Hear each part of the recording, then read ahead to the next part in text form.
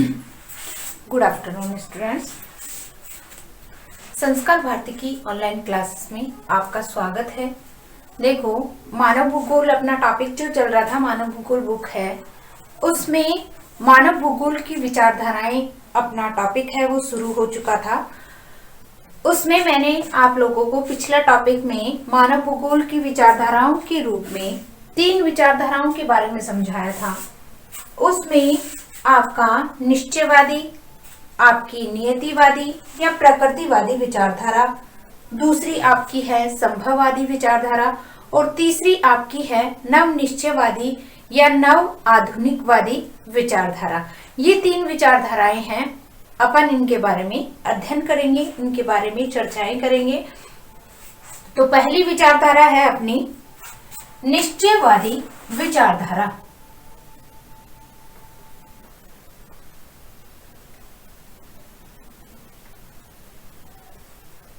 निश्चयवादी विचारधारा।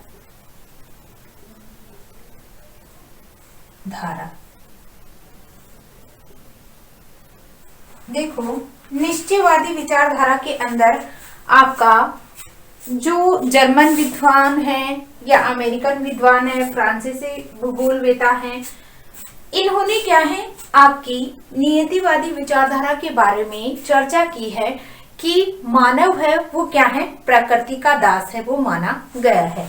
किसको माना है? मानव को प्रकृति का दास माना है। किसमें? नियतिवादी विचारधारा में। क्यों माना है? क्योंकि नियतिवादी विचारधारा है, उसके अंदर विद्वानों का ये मानना है कि मानव का जो नियतिवादी विचारधारा है, इसमें मानव का कोई अहम हिस्सा है वो नहीं माना जाता है। प्रकृति ही सर्वे सर्वा मानी गई है। प्रकृति अपने अनुसार मानव को क्या है, दुर्लभ है, ज्ञानी है, या क्या है आपका चतुर है, ज्ञानी है, तकनीकी विकास है, वैज्ञानिक उन्नति है, ये सारी चीजें क्या है, प्रकृति है वो मानव को समझाती है। मानव अपने द्वारा या अपना विकास है स्वयं नहीं करता है, प्रकृति मानव को सिखाती है, वातावरण ऐसा पैदा कर देती है जिससे क्या है मानव अपना विकास स्वयं क्या है, प्रकृति के अनुसार उसको ढलना ही पड़ता है। और उसी के आधार पे क्या है, अलग अलग जो विद्वान हैं उन्होंने अपनी अलग अलग बातें रखी हैं कि प्रकृतिवादी निश्चयवादी विचारधारा के अंदर जितने भी विद्वान है, भूगोलवेता है, जैसे आपका रेटजल महोदय है, कुमारी सैम्पुल है, बक्कल है, हक्कल है, या स्ट्रेबो है, या उसी के साथ साथ आपका डिमांजिया है, ये जो विचारधारक हैं, हिप्पोक्रेटस है, आपका हम्बोल्ट है, बोदीन है, ये जो विचारक जितने भी हैं, जो आपके अमेरिकन से संबंधित हैं, फ्रांसीसी भी हैं, जर्मन विद्वान भी हैं, तो इन्होंने क्या कहा है, प्रकृतिवादी विचारधारा के अंदर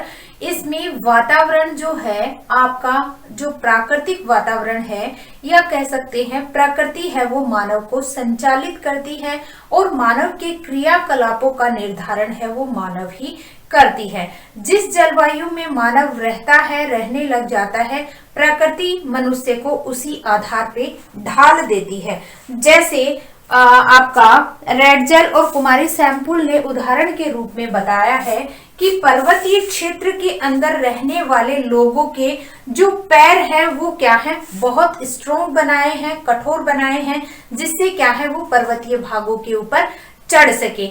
उसी के आधार पे उन्होंने बताया कि जो समुद्र तटीय या समुद्र भागों के आसपास रहते हैं, जो आपका जो नव संचालन करते हैं या नाव चलाने का कार्य करते हैं, तो उनके क्या है, पैर हैं वो इतने मजबूत नहीं हैं, उनके जो हाथ और कंधे होते हैं, बाहें जो मानी गई हैं, वो क्या है ज्यादा आपकी मजबूत बनाई है, जिससे क्या है समुद्री भागों के अंदर उनके जो बाजू हैं, हाथ है, वो क्या है नाव चलाने का कार्य कर सके। तो हर क्षेत्र, हर जलवायु के अंदर आपकी मनुष्य के अंदर क्या है, जलवायु को भी क्या है एक महत्वपूर्ण हिस्से के रूप में माना है कि जो आपकी समशीतोष्ण जलवायु है वो सबसे अच्छी मानी गई है। क्यों मानी गई है? क्योंकि इस जलवायु के अंदर, समशीतोष्ण जलवायु है उसके अंदर मानव का जो समशीतोष्ण कटिबंध है, कटिबंधों का निर्माण किया गया। समशीतोष्ण कटिबंध के अंदर मानव का जो विकास है वो क्या है आपका तीव्र गति से हो पाता है। उनके लिए, मानव के विकास के लिए जो जलवायु है, समशीतोष्ण जलवायु कटिबंध है, वो क्या है आपकी उत्तम जलवायु के रूप में मानी गई है। और इस जलवायु के अंदर जो लोग रहते हैं वो क्या है परिश्रमी होते हैं, स्फूर्तिवान होते हैं, उद्योगशील बनाए गए हैं तथा ये लोग क्या है उत्तर दिशा, ये लोग उत्तर के लोगों की तुलना के अंदर क्या होते हैं आपके अधिक बुद्धिमान होते हैं और दक्षिण के लोगों की अपेक्षा ये लोग अपेक्षाकृत क्या है उद्योगशील के अंदर क्या है अपनी जो चातुर्य है या कह सकते हैं कि उद्योगशील की क्षमता है वो अधिक रखते हैं। तो इस तरीके से क्या है आपकी जलवायु या कह सकते हैं कि अक्षांश है, ऊंचाई है, कटिबंध है, ये भी क्या है बहुत अधिक प्रभाव है वो डालते हैं। तो ये जो उदाहरण दिया है वो किसने दिया है? बोदीन नामक भूगोलवेता ने दिया है कि जो आपके जलवायु कटिबंध है, अक्षांश है, उनके आधार पे जो आपके मनुष्य का जो निवास स्थान है कि उस निवास स्थान की अगर बात करते हैं आपके जलवायु कटिबंध की, तो समशीतोष्ण जलवायु वाले क्षेत्र के अंदर जो निवास करते हैं वो व्यक्ति क्या होते हैं आपके परिश्रमी माने गए हैं। और उसी के आधार पे आपका उत्तर और दक्षिण दिशा के अंदर जो लोग रहते हैं उनकी तुलना में क्या है अधिक तो क्या है आपके बुद्धिमान माने गए हैं और दक्षिण के अंदर जो लोग रहते हैं उनकी अपेक्षा क्या है अधिक उद्योगशील माने गए हैं कि जितने भी उद्योग धंधे हैं वो क्या है आपकी समशीतोष्ण जलवायु वाले क्षेत्रों के अंदर उनका विकास है वो अधिक देखने को मिलता है। उसी के आधार पे क्या है आपका अरस्तु है, अरस्तु ने पॉलिटिक्स नामक पुस्तक के अंदर क्या है यूरोपीय लोग जो ठंडे स्थानों पे निवास करते हैं वो लोग क्या है अधिक ज्ञानी और चातुर्य से क्या है पिछड़े हुए माने हैं। लेकिन क्या है आपके ठंडे इलाकों के अंदर रहने वाले लोगों के लिए उन्होंने कहा है वो वीर होते हैं, साहसी होते हैं। लेकिन इसके विपरीत अगर देखा जाए तो यहाँ एशियाई लोगों के अंदर क्या है आपके एशिया के जो लोग हैं वो ज्ञानी और चतुर होते हैं लेकिन क्या है भावना विहीन मिलते हैं और इसी के कारण क्या है वो दास्ता और गुलामी करते हैं। किसके कारण? कि जो एशियाई लोग होते हैं उनके अंदर ज्ञान की या चातुर्य जो होता है, चतुरता की जो भावना होती है वो क्या है आपकी उसके अंदर इन लोगों के अंदर है देखने को मिलती है। और कौन सी भावना है आपकी जो भावना की जो इमोशन होते हैं उनकी क्या है कमी पाई जाती है जिसके कारण ये क्या होते हैं आपकी दास्ता और गुलामी का कार्य है करते हैं या जकड़े हुए हैं। उसी के साथ साथ अगर यूरोपियन लोगों की बात करते हैं, यूरोपीय लोग जो मध्य क्षेत्र के निवासी हैं और इन्होंने क्या है दोनों ही विशेषता रखने वाले माने गए हैं। तो अलग अलग राइटर हैं, जैसे स्ट्रेबो ने ये कहा है आपका जो बोदीन है वो जलवायु को प्रभावी माना है। तो इस तरीके से आपका क्या है अरस्तु महोदय ने आपकी इसी तरीके से क्या है जलवायु का प्रभाव है जैसे ठंडे क्षेत्र और शीतोष्ण क्षेत्र, उष्णकटिबंधीय क्षेत्र। तो इस तरीके से क्या है आपका जो निश्चयवादी विचारधारा के रूप में क्या है विचारों को रखा गया कि प्रकृति है वो ही क्या है सर्वे सर्वा मानी गई है। प्रकृति ने क्या है या तो जलवायु है, अक्षांश है, देशांतर है, उत्तरी गोलार्ध है, दक्षिणी गोलार्ध है, ये क्या है जलवायु के आधार पे आपके अक्षांश देशांतर रेखाओं के आधार पे इन्हीं आधार पे क्या है आपकी प्रकृति का संचालन है वो किया जाता है। तो ये इस प्रकार से निश्चयवादी विचारधारा के विचारकों के ये विचार है वो माने गए हैं। उसी के आधार पे आपके क्या है दूसरा जो राइटर है जैसे अपन उदाहरण के रूप में पढ़ सकते हैं कार्ल रीटर है। कार्ल रीटर महोदय है, उन्होंने भी क्या है आपकी जो निश्चयवादी विचारधारा उसके अंदर कहा है, उनका कथन है कि पृथ्वी और उसके निवासी का क्या है, परस्पर घनिष्ठ संबंध है वो देखने को मिलता है, तथा उनमें कोई भी कोई एक के बिना दूसरे की सहायता से क्या है, अपने सभी संबंध रूपों में नहीं दिखाए जा सकते।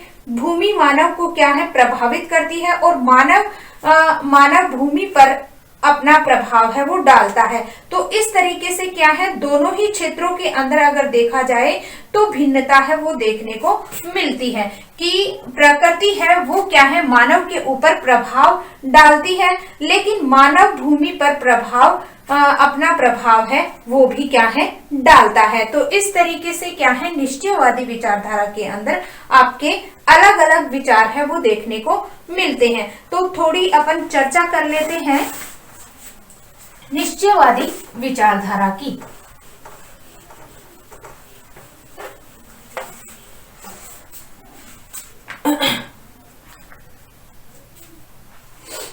देखो, निश्चयवादी विचारधारा की मान्यता है कि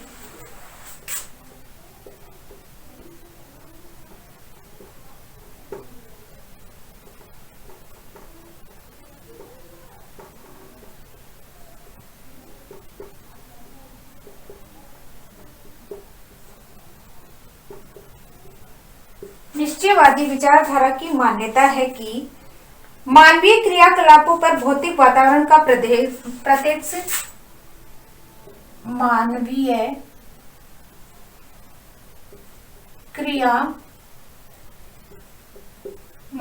क्रियाकलापों पर प्राकृतिक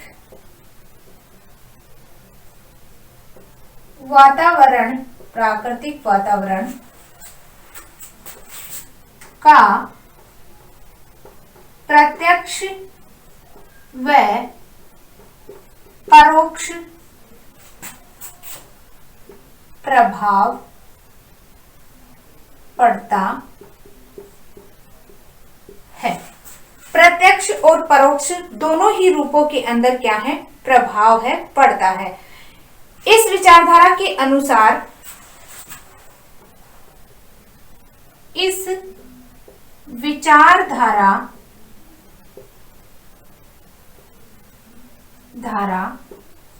के अनुसार मानव प्रकृति का दास है। ठीक है, इस विचारधारा के अनुसार मानव प्रकृति का क्या है, दास है वो माना गया है। उसके बाद चर्चा करते हैं आपके कौन से राइटर के अनुसार, आपका हिप्पोक्रेटस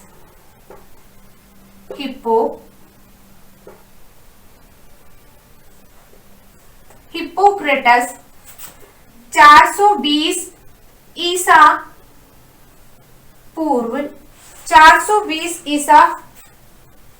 ईसा के वर्ष पूर्व वायु स्थान जल पर अपने विचार व्यक्त किए,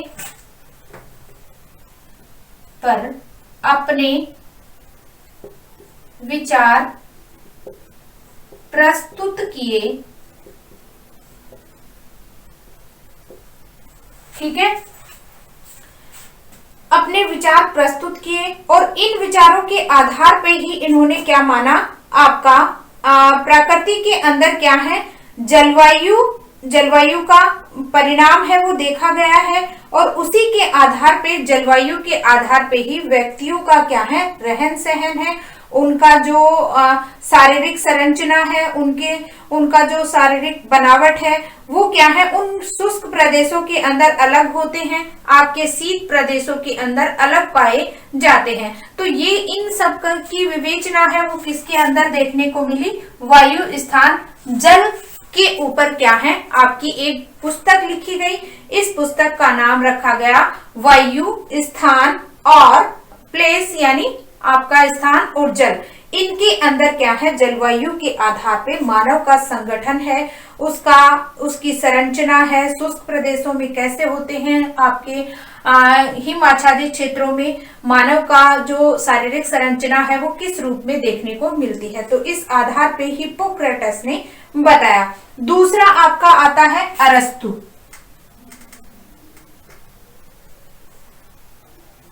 अरस्तु इन्होंने अपनी पुस्तक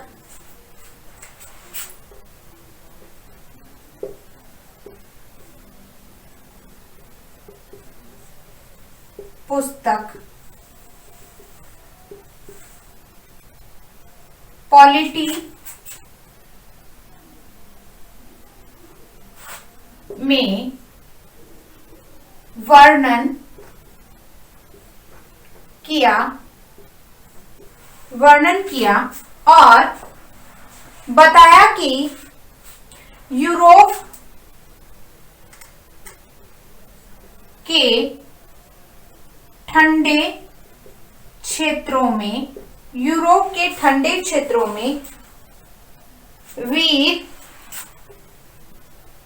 में वीर लोग व ज्ञानी व चातुर्य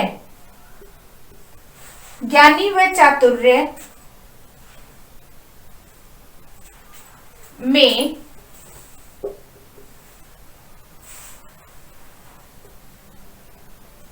वीर हैं, ज्ञानी व चातुर्य में पिछड़े हुए मिलते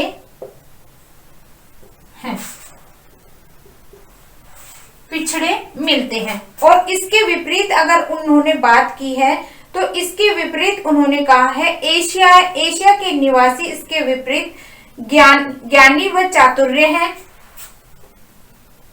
इसके विपरीत एशिया के लोग ज्ञानी व चतुर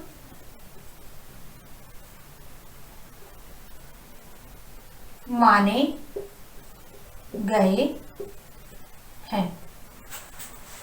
और यूरोपीय लोगों में यूनानी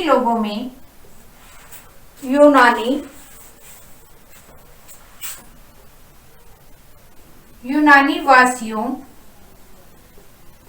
में दोनों ही गुण मिलते हैं।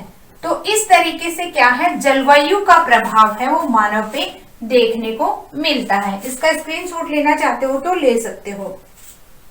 ये देखो आपको याद ही करना पड़ेगा, मैं आप लोगों को समझा सकती हूँ लेकिन ये सारी चीज है आप लोगों को याद ही करनी पड़ेगी।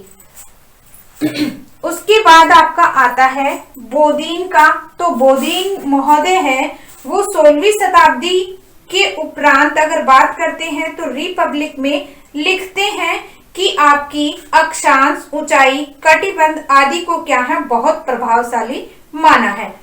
देखो दूसरा आपका है बोदीन का।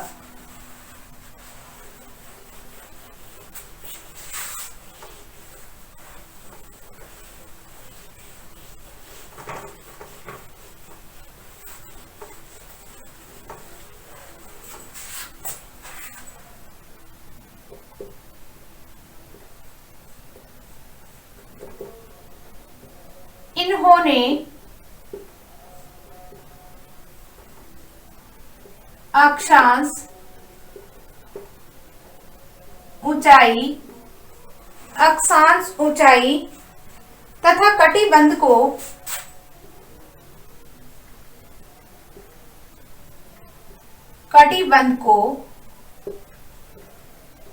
बहुत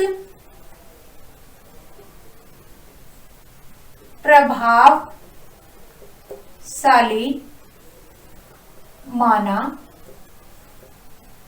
बहुत प्रभावशाली माना है। और इसी के आधार पे क्या है, इन्होंने एक उदाहरण के रूप में बताया है कि समशीतोष्ण कटिबंध मानव विकास के लिए अधिक,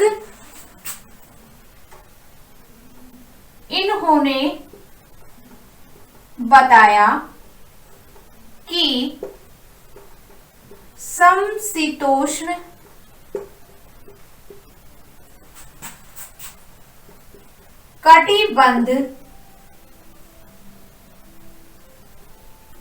कटिबंधीय जलवायु मानव के लिए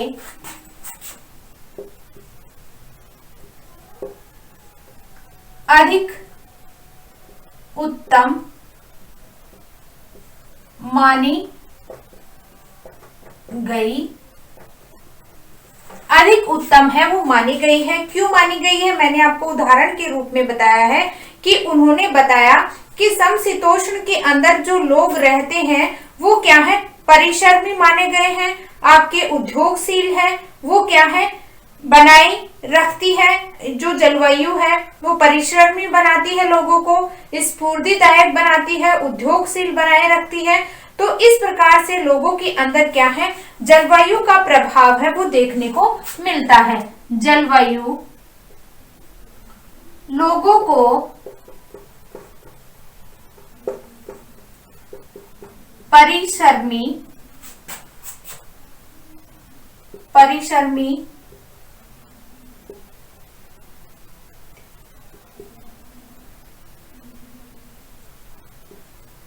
स्फूर्ति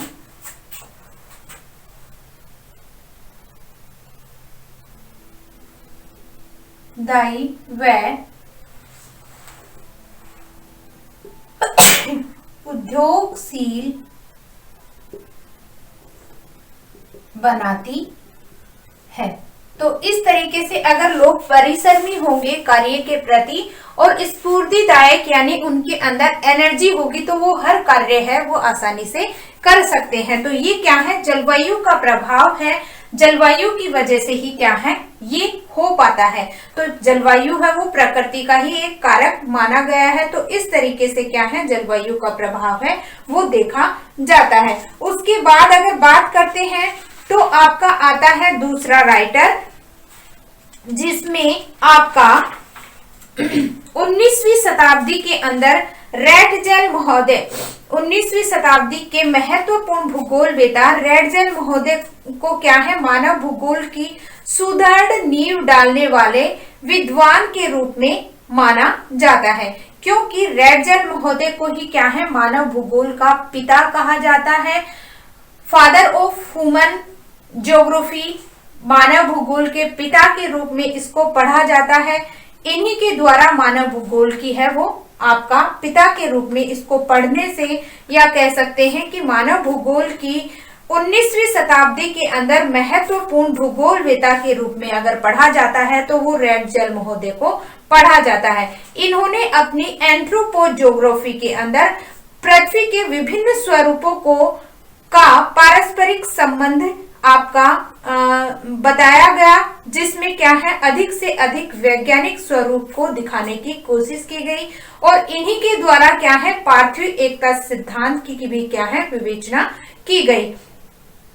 इन्होंने देखो माना कि इन्होंने एक मानव के रूप में इन्होंने व्याख्या की गई कि एक स्थान पे इन्होंने लिखा कि एक स्थान पर वे लिखते हैं कि हमारी बुद्धि, संस्कृति एवं सभ्यता की प्रगति की तुलना एक चिड़िया की स्वच्छंद उड़ान से नहीं की जा सकती, उसकी तुलना एक पेड़ के ऊपर तने से हो सकती है। देखो, मानव की जो बुद्धि है, उसकी संस्कृति है, उसकी सभ्यता की जो प्रगति की तुलना है, वो चिड़िया जब आसमान में उड़ती है, स्वच्छंद रूप से उड़ती है, उसके ऊपर कोई रोक टोक नहीं होता है, उस चिड़िया से नहीं की है।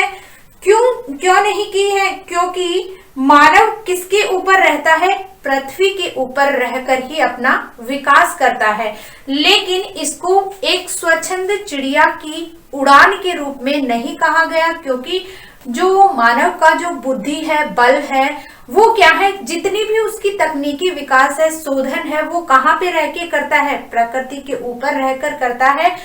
एक दिन चाहे मानव कितना भी ऊंचा उड़ ले, लेकिन उसको लास्ट में कहाँ आना पड़ता है, धरातल के ऊपर ही आना पड़ता है। उन्होंने एक पेड़ की भांति भी समझाया है, किस रूप में, कि एक पेड़ जो होता है उसका तना है वो आसमान में या ऊंचाई की ओर क्या है, फैल जाता है, लेकिन उसकी जो जड़ें होती हैं पेड़ की, वो कहाँ होती है, जमीन के अंदर ही होती हैं। इसलिए मानव के विकास के रूप में उन्होंने कहा है कि आपकी चिड़िया की जो उड़ान है उससे तुलना ना करके उन्होंने किससे तुलना की है, पेड़ से तुलना की है, कि पेड़ अपना कितना भी विकास कर लेता है, लेकिन उसकी जड़ें जो होती हैं वो धरातल के अंदर, मिट्टी के अंदर होती हैं।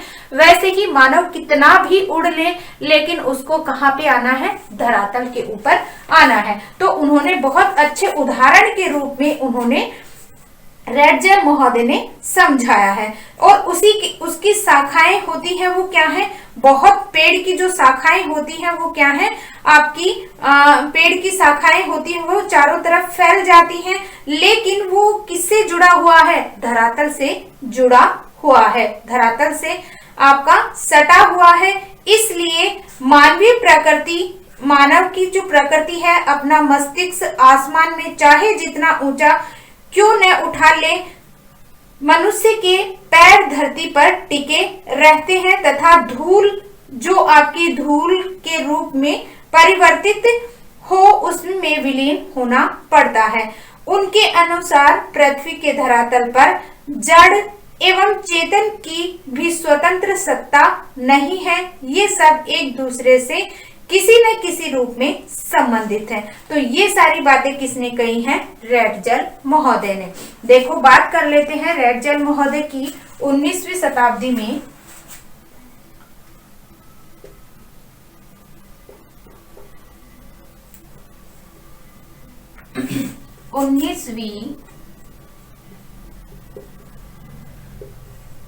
19वीं शताब्दी में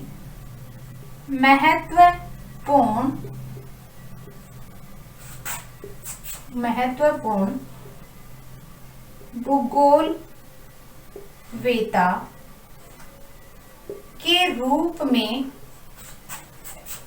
या मानव भूगोल के पिता के रूप में पढ़ा जाने लगा। ठीक है, इन्होंने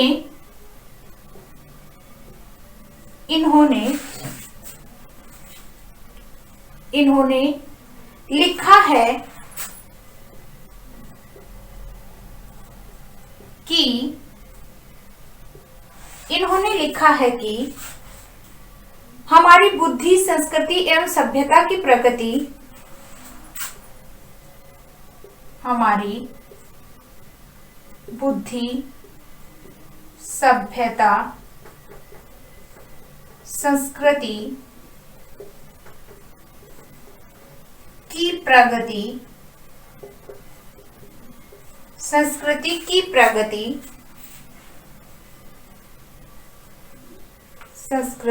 प्रगति, की तुलना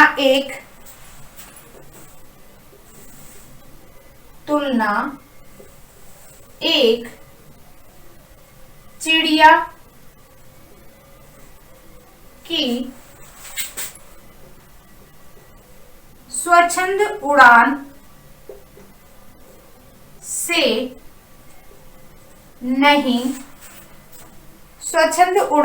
नहीं की जा सकती,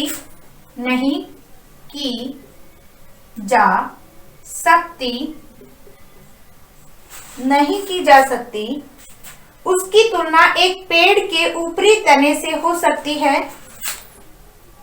उसकी तुलना पेड़ के तने के ऊपरी भाग से की जा सकती है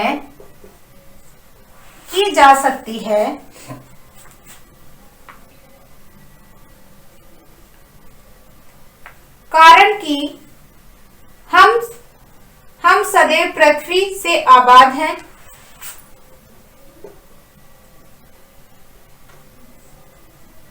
हम सब पृथ्वी से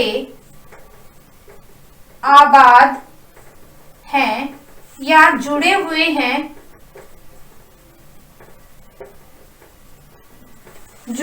हैं, इसका स्क्रीनशॉट लेना चाहते हो तो ले सकते हो। जुड़े हुए हैं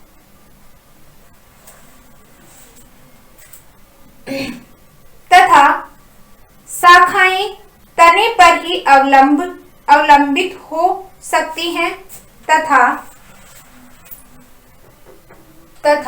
शाखाएं तने से ही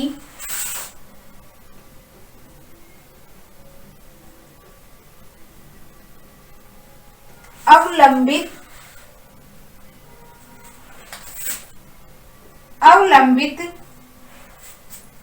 हो सकती हैं।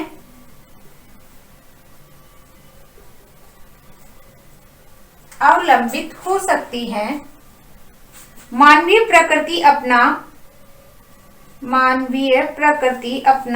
मस्तिष्क चाहे मानवीय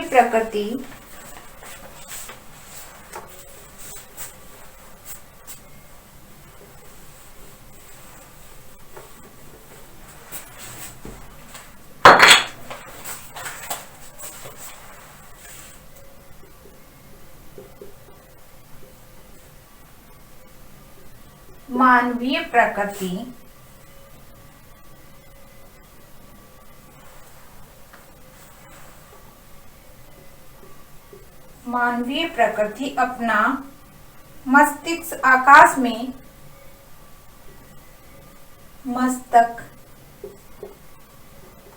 आकाश में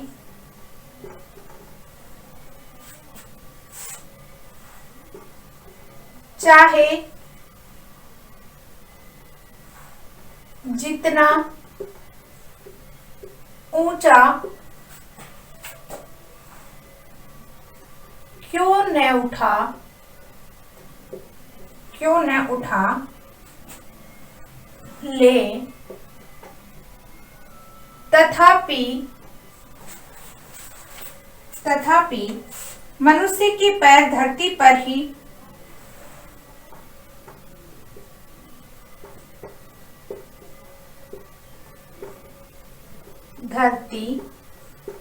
पर ही टिके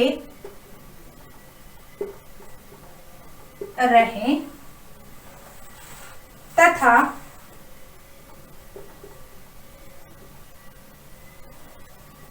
धूल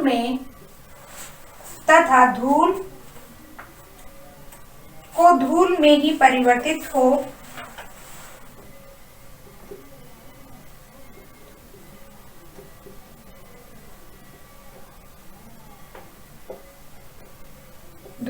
धूल में ही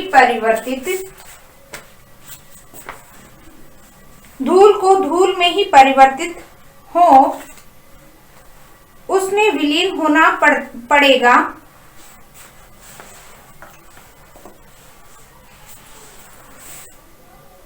उसको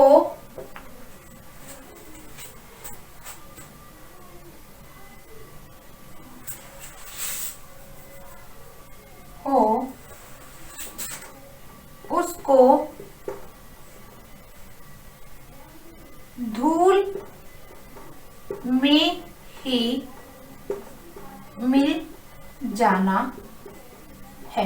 देखो रेटजेल महोदय ने बहुत अच्छी अपनी डेफिनेशन दी है किस रूप में? नियतिवादी विचारधारा के रूप में। उन्होंने लिखा है कि हमारी बुद्धि, सभ्यता, संस्कृति की प्रगति की तुलना में एक चिड़िया, देखो दो उदाहरण उन्होंने बताए हैं। पहला उन्होंने क्या है? चिड़िया का उदाहरण दिया है कि जिस तरीके से आसमान में जो चिड़िया उड़ती है उस रूप में मानव की सभ्यता, संस्कृति को नहीं लिया जा सकता। कि मानव, जिस तरीके से मानव है वो अपनी तकनीकी बुद्धि बल के द्वारा अपना आसमान के अंदर क्या है उड़ भी रहा है, जैसे आपके रॉकेट है, वायुयान है, बहुत सारी मंगल ग्रह के ऊपर जो चंद्रयान 2 है वो भी पहुंचाया गया है, लेकिन लास्ट में आना कहाँ पे पड़ता है? धरातल के ऊपर ही आना पड़ता है। तो सर्वे सर्वा किसे माना है? रेडजल महोदय ने प्रकृतिवादी विचारधारा को माना है, क्योंकि प्रकृति ही आपका मनुष्य का निर्माण करने वाली है और वो ही मानव को नष्ट करने वाली है। कि धूल है, धूल के अंदर ही उसका नष्ट हो जाना है। कि मानव क्या है? मानव को कहा गया है कि मानव है वो 5 तत्वों से मिलकर बना है और उन 5 तत्वों के अंदर ही एक दिन उसको मिल जाना है। तो इस तरीके से उन्होंने क्या है? चिड़िया का उदाहरण और पेड़ का उदाहरण दोनों ही क्या है?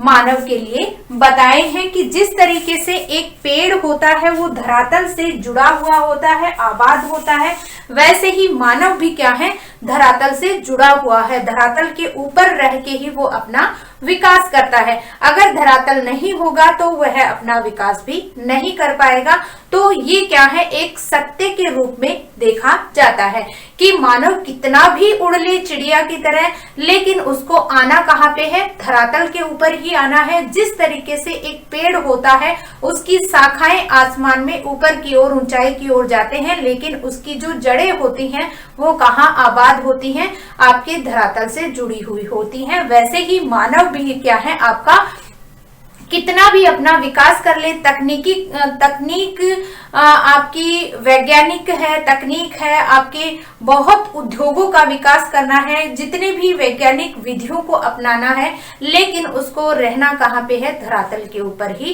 रहना है। तो ये रेडजेल महोदय ने अपने विचार प्रस्तुत किए हैं। इसका स्क्रीनशॉट लेना चाहते हो तो ले सकते हो। उसी के साथ साथ आपका सैंपुल महोदय है, रेडजेल की शिष्या है। इन्होंने क्या है? अपने विचारों के रूप में अध्ययन किया है। इन्होंने ये क्या है? अपना ग्रंथ है भौगोलिक वातावरण के प्रभाव, कुमारी सैंपुल रेडजेल की प्रमुख शिष्या है। देखो इन्होंने भी क्या है? अपना विचार है वो प्रस्तुत किया है। कुमारी सैंपुल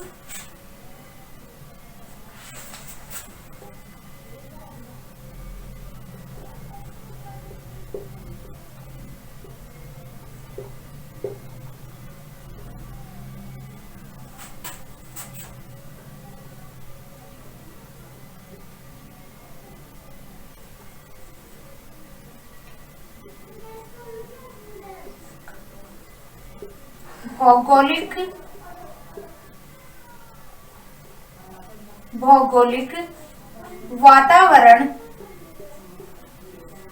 का प्रभाव, भौगोलिक वातावरण का प्रभाव, ये क्या है? आपकी कुमारी सैंपुल की पुस्तक का नाम है। इस पुस्तक में कुमारी सैंपुल ने क्या है? अपने उदाहरण प्रस्तुत किए हैं। किस रूप में प्रस्तुत किए हैं? देखो बता देती हूँ आपको। इन्होंने भी क्या है? मानव की महत्वपूर्ण आपकी विशेषताओं के रूप में माना है। इन्होंने क्या है? वातावरण से होने वाली मानव की संस्कृति को क्या है?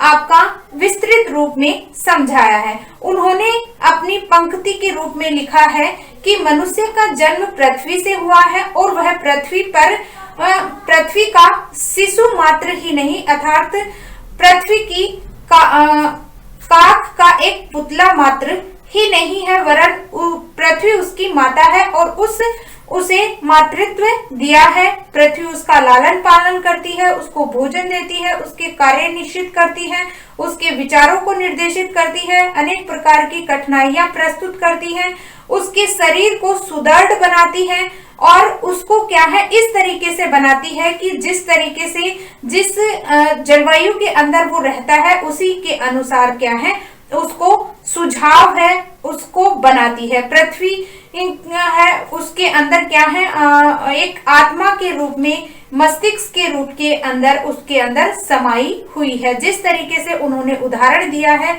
कि पर्वतीय क्षेत्रों के अंदर रहने वाले मनुष्य के जो कठोर क्या है आपकी जो टांगे हैं पैर हैं वो क्या है कठोर मांसल वाले बनाए हैं। समुद्र तटीय क्षेत्र के अंदर रहने वाले लोगों के क्या है आपके कमजोर और दुर्लभ क्या है आपके कमजोर शरीर वाला, लेकिन उनके जो छाती है या कह सकते हैं बाहें हैं वो क्या है आपकी मजबूत बनाई है।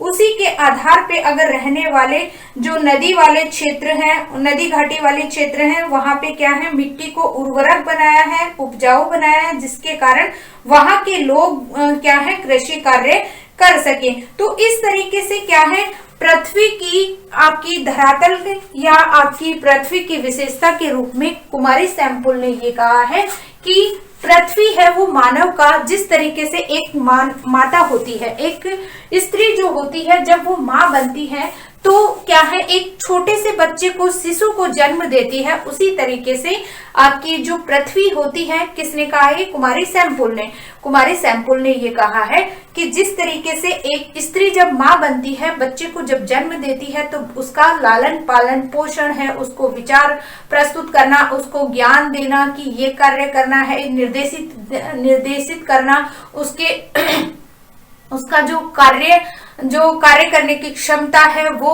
उसके अंदर पैदा करना। तो ये सारे कार्य जिस तरीके से एक माता करती है उसी तरीके से क्या है आपकी पृथ्वी के लिए कुमारी सैमपुल ने कहा है कि जिस तरीके से माँ अपने बच्चे का पालन पोषण करती है उसको भोजन देती है उसके लिए क्या है मार्गदर्शन का कार्य करती है उसके सामने अगर कठिनाइयां आ जाती हैं तो उन कठिनाइयों को दूर करने के लिए क्या है आपकी जो विचार हैं वो प्रकट करती है। उसी तरीके से क्या है मानव के सामने पृथ्वी भी क्या है अनेक प्रकार के कार्य करती है। जिस तरीके से माता अपने बच्चे को पालती है उसी तरीके से मनुष्य को पृथ्वी है वो पालती है उसका पालन पोषण करती है उसका विकास करती है। और जिस आपका प्रदेश के अंदर मानव रहता है उसी आधार पे जैसे पर्वतीय क्षेत्र के अंदर रहने वाले लोगों के पांव हैं टांगे हैं वो मजबूत बनाई है उसी आधार पे आपके समुद्र क्षेत्र के अंदर रहने वाले लोगों के जो बाजू आपके बाहें हैं वो क्या है मजबूत बनाई है जिससे क्या हो वो नाव वो चला सके। तो इस तरीके से निश्चयवादी विचारधारा के अंदर आपकी कुमारी सैमपुल के जो विचार हैं वो इस तरीके से प्रकट किए गए हैं। तो ये आपकी क्या है निश्चयवादी विचारधारा की आपके विचारधारा के विचारक हैं वो अलग अलग विचार हैं वो दिए गए हैं। ठीक है तो आज के लिए बस इतना ही। धन्यवाद।